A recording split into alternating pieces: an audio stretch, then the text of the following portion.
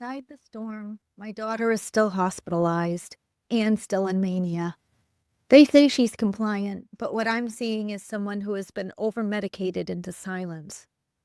The plan right now is discharge, not because she's well, but because they believe she's stable enough, even though the stability is coming from sedation, not healing.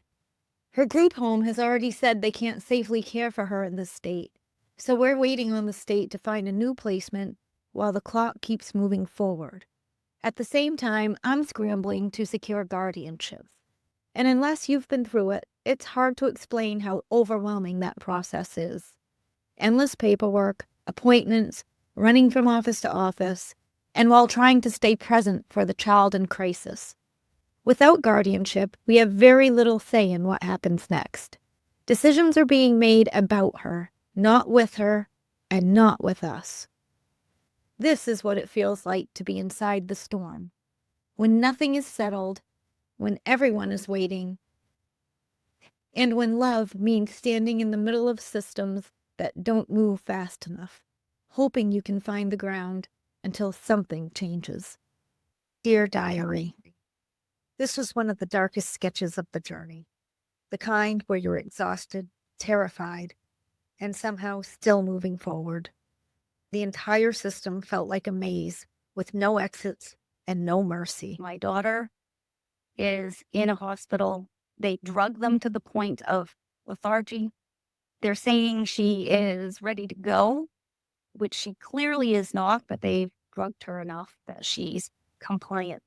And I know this because she still won't talk to me. And we know she's getting better when she stops believing that mom's the devil, basically. She loves her mom very much. And when she wants to reconnect with me is when we know she's getting better.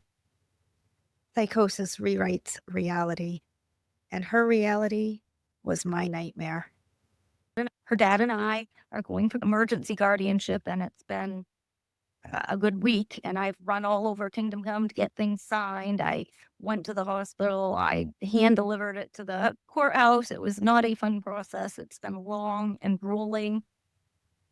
But I've got to believe that that was supposed to happen. Guardianship was never something I imagined I'd ever have to fight for. But love will drag you through courtrooms and chaos if that's what your child needs. I kept telling myself, this must be happening for a reason. A Course in Miracles says, what you hold in your mind, you experience. I was choosing to hold the path where she heals, even when everything in front of me looked like collapse. Of course, I won't be involved in this because I don't have guardianship yet. And so I just have to sit and wait. And even if it's not the outcome that I think I want, I'm going to embrace that outcome. And I'm going to hold strong to the belief of where we are headed. Everything's energy. So if I fight all these decisions, if I'm thinking the worst thing is going to happen, then the worst thing's probably going to happen. But I learned that when I fight reality, the fear grows teeth. When I surrender to what I cannot control, love steps in where my strength runs out. My daughter is on a conference call with the director of her residential placement and the state. And I believe her social worker at the hospital, because she's at the hospital, and the social worker thinks she should be released tomorrow. Yeah, so that outcome can go several ways. The residential home doesn't think she's necessarily the best fit there. And I know the way these things work. And if that home doesn't take her back, which I think they will, if it's that or the streets, I hope they will. But yeah, best case scenario is that she stays in the hospital until she's actually ready and until we can find the best fit for her upon release. But no matter what the outcome, I'm going to try very hard to be positive, whatever the outcome is God's will. Dear Diary, today I was reminded that until I have guardianship, I have no real say in what happens to my own child.